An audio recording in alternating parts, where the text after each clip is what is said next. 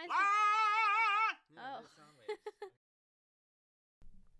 Ladies and gentlemen, thank you for listening to another episode of the O. Charles Show. I'm your host, Charlie Charles, and guess what? It's the last day of January 31st. Looks like we're, hopefully, if I can get it released in time, going to make it to 10 episodes in the month of January. So we'll have gotten our first 10 out, and that's very exciting. I'd like to take a minute to thank all of the people that have been on the show so far.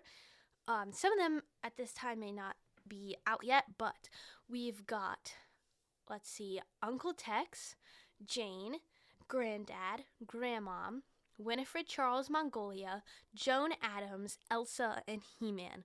So that is quite the lineup. Thank you to all those people, and we look forward to having many more people on the show, but I hope that the people we've already had, they're going to stay in the rotation. They've got a lot of wisdom and fun advice to share with you.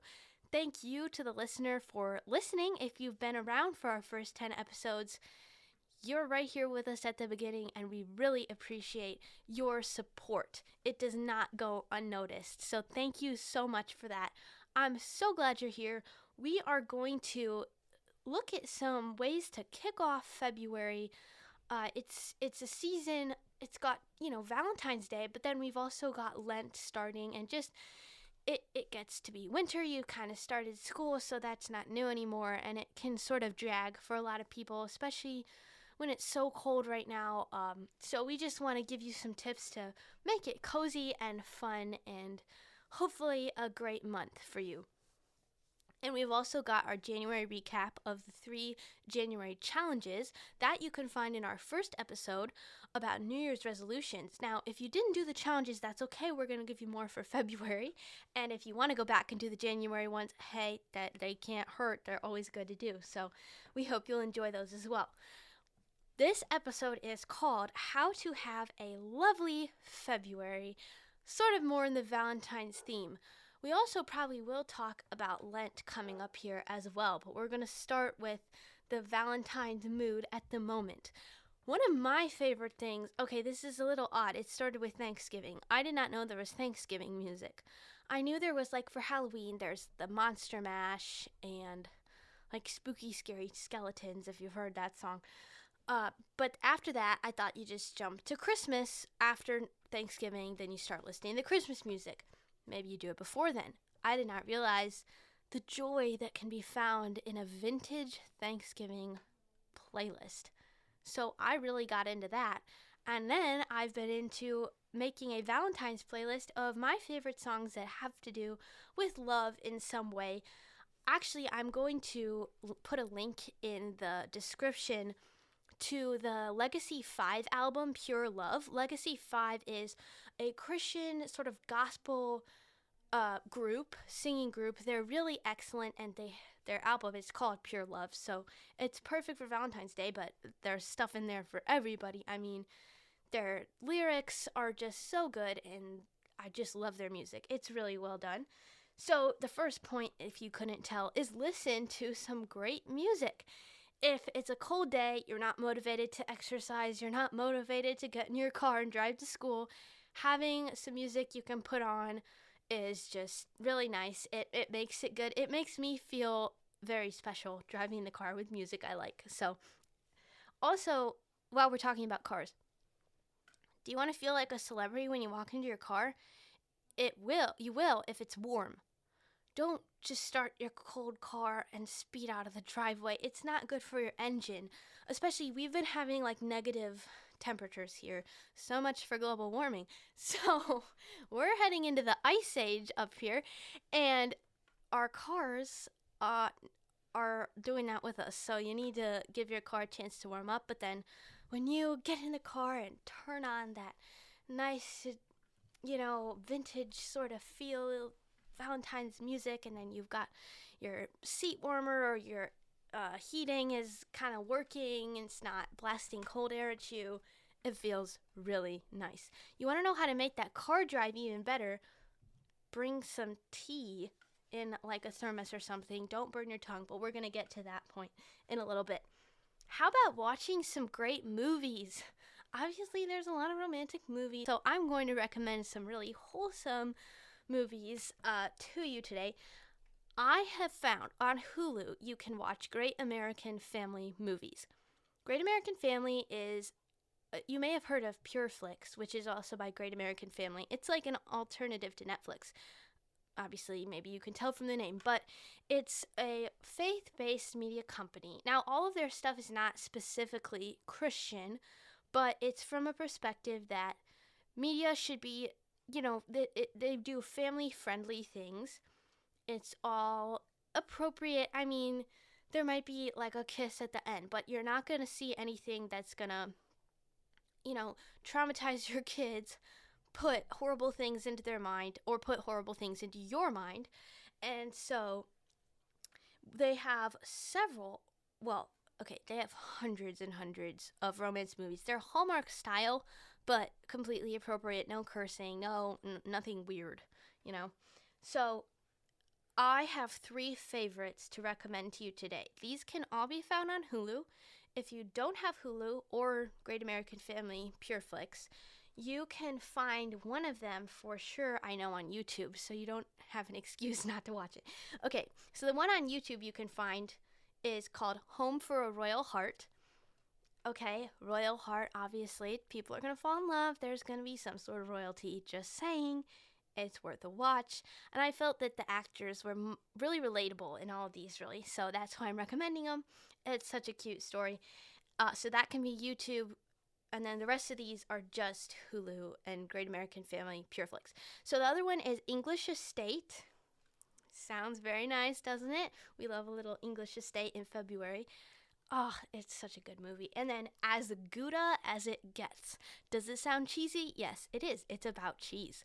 But the acting is actually some of the least cheesy that you will find, ironically. Okay, while we're on the subject of media, how about reading a classic? There are a bunch of great classics with timeless stories of love, or read one that's not a timeless story of love. It could be a different classic. Either way, classics are great to cuddle up with, especially in the winter. So, some of these that I would recommend, Little Women is just, it's so good. I can't say enough about Little Women. Pride and Prejudice, another classic. And I don't care if you've watched the movie, read the book. I will get to what I've been reading this month in a second, but just read the books. Read a classic, an appropriate classic. It's good for you. Now we're to the tea. Get some nice black tea. Or, decaf tea or whatever tea you like. Herbal is fine. I just love waking up in the morning. And I think, my mom sometimes will make a pot of tea, and it just makes me feel so loved to have the cup of tea. I love starting my morning that way. It's great to take it in the car, but I love just putting a little sugar in it and just, in a teacup or a mug if you don't have a teacup, and just sipping it with your breakfast. It warms your insides up and just gets you ready for the day. Harney & Sons is our favorite brand of tea. It's really nice tea. Sorry, folks, for the little background noise. There's some babies needing to settle down and go to bed. So that's why I paused. It's called Venetian Tiramisu, and it's not actually a black tea. It's, I think, a white tea, but it's just so good. So many good flavors. If you just put a little sugar in it, that will make you feel so special in the morning on a cold February day. How about baking something sweet? Mom made real authentic English scones the other day, which are different than like the Panera Bread ones, although those are great too. And they just turned out really well. It's great for breakfast or afternoon or after a meal, or have it with your tea. That's what I did this morning. I did 2 scones with butter and a little bit of peach jam that we actually made in the summer. I did Venetian tiramisu tea, and then I did a grapefruit. That's a great breakfast. It's great. So that will make you warm up nicely. I am planning on trying to make cake pops this month. So that is one of the challenges, actually, to give you a little heads up. I bought the cake pop sticks at Walmart today for $4.98 for 100 of them. So that part's not that expensive. The ingredients aren't like crazy weird. So I'm going to give that a shot this month. in January, I actually made macarons, French macarons, so I've got that down for my New Year's resolutions, which is great, but I'd like to try making them again to perfect them. So anyway, you could go real simple, real complicated, share it with your family, have it with a cup of tea. That's just a nice way to make it the dreary kind of nothing besides Valentine's Day and Lent starting, which are obviously both, really important. There's not much that goes on in February. I feel like you're not having high stress, but it's kind of settling into the regular routine again. So these are just things that are nice to add in a little sparkle into your life. The next one I have is walk in the cold. I think it can be very nice to get out in the fresh air in the cold, bundle up, your cheeks get all rosy. I am of the opinion, and this is not doctor certified, this is not good for your skin, but windburn and sunburn are kind of natural blush. I do not go intentionally damage my skin to have natural blush, but if it does happen to you, it's kind of not the end of the world, actually. I just went on okay, how about this? If you want to run a free 5K every Saturday, there might be a park run near you. Park run is a volunteer run 5K. They have them in parks all across the world, actually. And you show up at the time and you run a 5K and they time you and they, record the time and send it to you. And today was my 10th one, so I really wanted to go, although it was really cold. My mom and I went, and it was just great to get that out of the way, give that rosy glow of being out in the winter cold. Yeah, it's so nice. And at our park run, I've just got to say, the people running it are very supportive and smiling. It's just a very cheerful way to start your day. Next one, have family or friends over for games. This is not something we have time to do as the schedule picks up. I feel like March, April, I'm in musicals, so that kind of is ending. You have final exams, all the things pick up. And then summer, who knows who's where when.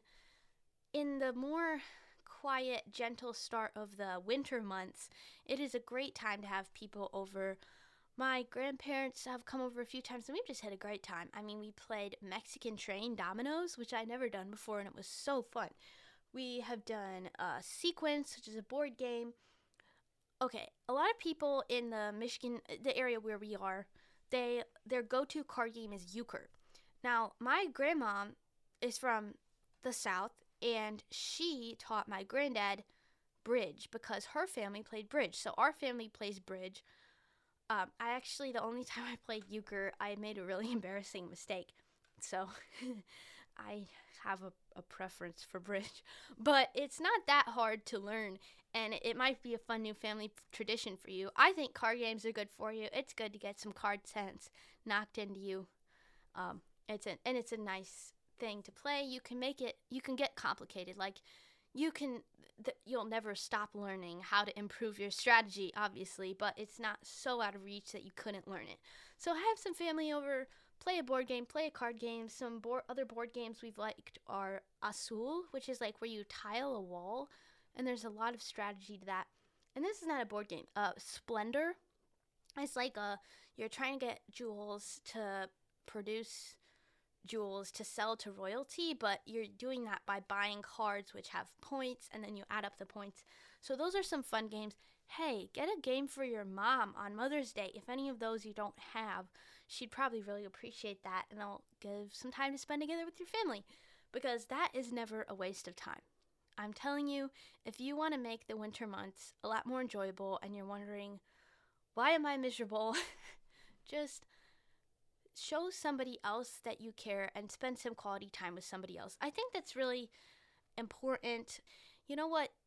It's not always about us. And I think showing love to other people, that gives you the best feeling inside. Just knowing that you are showing love to other people or having a good time with somebody. And yeah, it takes planning, but I think it's worth it. And you never are going to regret that you played a card game with your family. I don't think you could ever regret that. So I would highly encourage you to do that at some point this month. How about making Valentines? Guys, you can get like 12 Valentines for 97 cents at Walmart, the little cards that kids give in their classes. No matter what age you are, why don't you just give a Valentine to somebody? Like just a nice message to a classmate or whoever you eat lunch with, maybe at your work. I don't know. I mean, obviously everybody's work dynamic and school dynamic is different, or send it to your family. That's one of my goals this month is to make Valentines. Also, that's one of the February challenges. And with that, we've come to our January goals recap, but please stick around for our February goals so you can track along with us during that. Our January goals. Let's start with checking your text email 2 times a day. Do you think I succeeded at that? Do I think I succeeded at that? No. That was a great policy for break, but with school starting, I need to know what am I assigned? When's my class? Is it canceled? Are we having it? I just realized that was not a very practical goal for me in where I am right now with school and just with communication. That is hard to do. So I think for me, that's a great goal during a break. So spring break, winter break, summer break, when you don't urgently need to know what's going on, I think that would be a great thing to revisit. If you did it, congratulations. Put it in the comments, and that's amazing. So, good for you. Okay, the next one was reading a book from Lord of the Rings, because it's good for you, because it's a classic. Yes, it is. I probably got about halfway through. Again, school started. So I made these goals before school started, if you can't tell, and so I was like, yeah, I can do that. I got halfway through, which is great. I mean, I think that's good. It's always good for you. I want to finish it soon. Again, yeah, school started. But I also speed read about 2/3 of Wuthering Heights.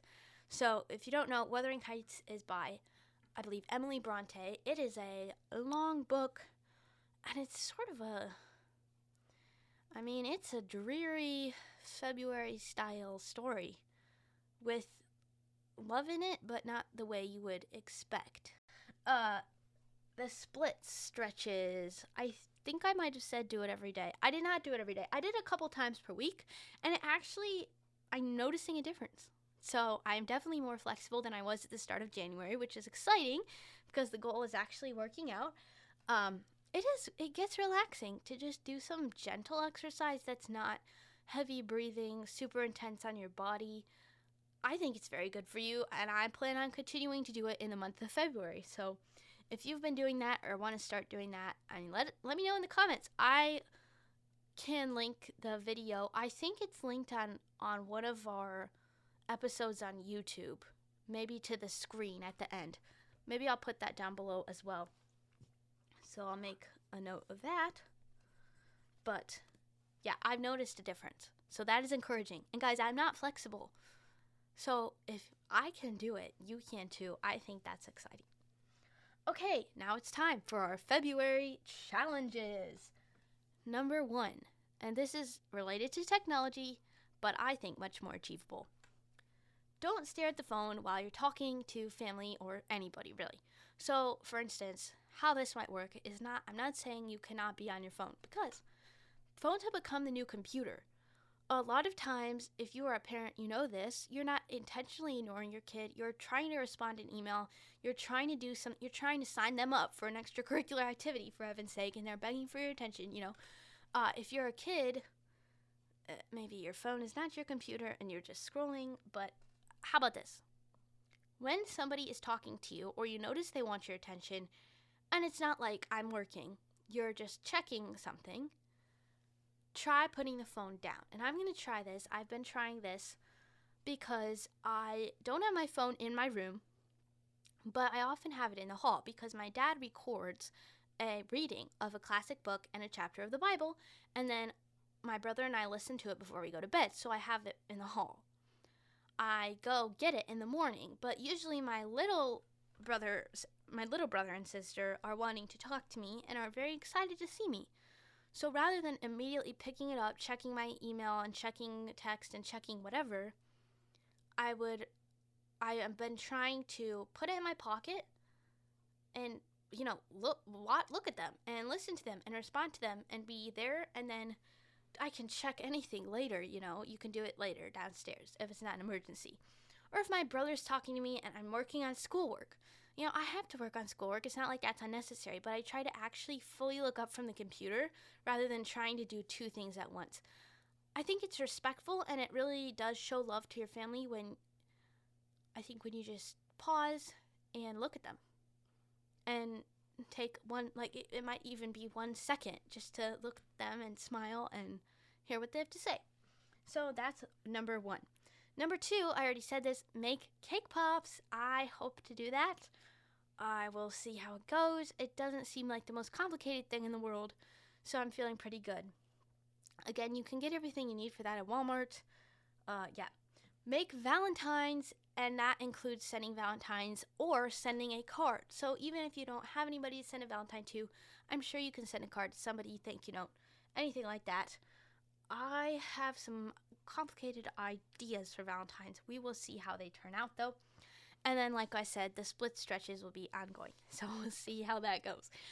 I will keep you posted. But thank you so much, ladies and gentlemen, for listening to this 10th episode of the O. Charles Show. I'm your host, Charlie Charles, and I've just got to say, you know what? I guess I didn't realize it was going to be so much fun. It's been so much fun to have the people I care about on the show and talk to them, and I'm looking forward to even more of that in the future. Thank you to our listeners, our commenters, the people that have followed us, the person that's given us a 5-star review on Spotify. You know what? I know who you are, and it really means a lot, and I really appreciate so many people that have been willing to take 20 minutes and talk in front of a microphone. It's been a really fun adventure, and I am so glad to close out the month of January having given it a good start. So thank you to everyone listening right now. I hope you have a very blessed February, that you are able to experience love and show love for your family, friends, to have a good time, hopefully eat some sugar, hopefully, set yourself up well for the year this month. So thank you so much for listening. This is the 10th episode of the O. Charles Show. Over and out.